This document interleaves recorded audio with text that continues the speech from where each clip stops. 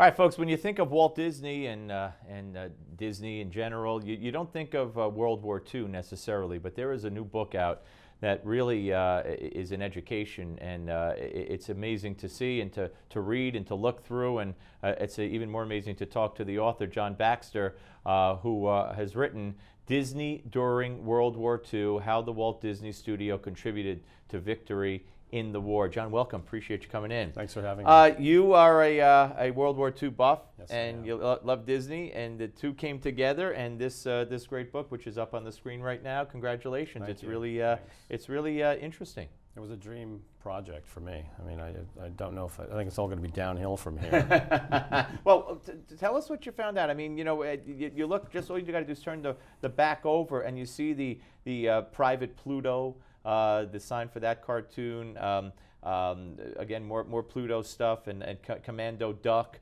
I mean, talk about the different ways that the Disney studio contributed to the war effort during World War II. Well, I mean, the most important contribution that they made was definitely in the area of military training films, which accounted for a huge chunk of the studio's output during the war, and it was something that they did for at cost, which really meant, they never made a penny off of it. And I was intrigued by this dedication and sacrifice that Disney made he certainly could have charged, and he chose not to, and he made some amazing training films.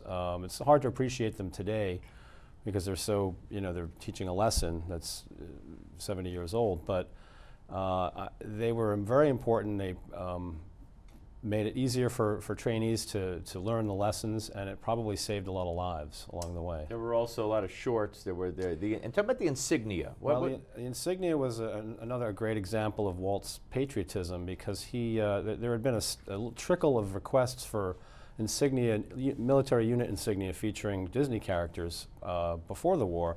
Once the war started, it became a flood, and he set up a unit specifically to handle these requests free of charge.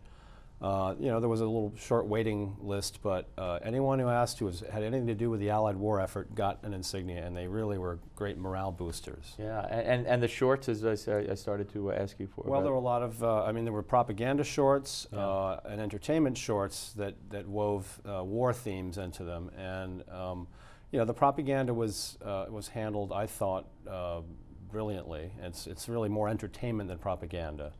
And then he also did a number of entertainment shorts, regular Donald Duck cartoons, but with a military setting. Yeah.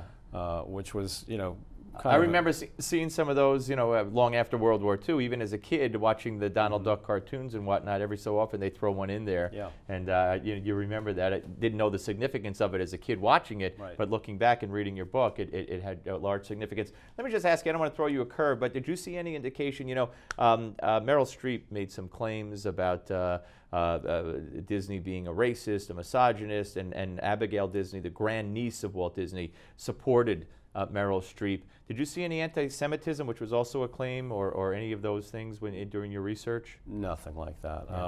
Yeah.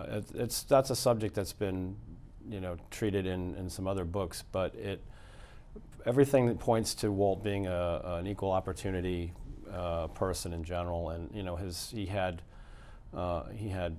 guys working for him who were very close to him of all different ethnicities and religious backgrounds, and he never from what I can tell, he never let any of that come into play in the running of the studio. So, well, I strongly advise this. This book is headed to a good friend of mine who loves Disney and is going to get a real education, although he probably knows it. But if you think you know it, the pictures, the work that went into this, the labor of love on the part of John, it really comes through in the book that it was a labor of love.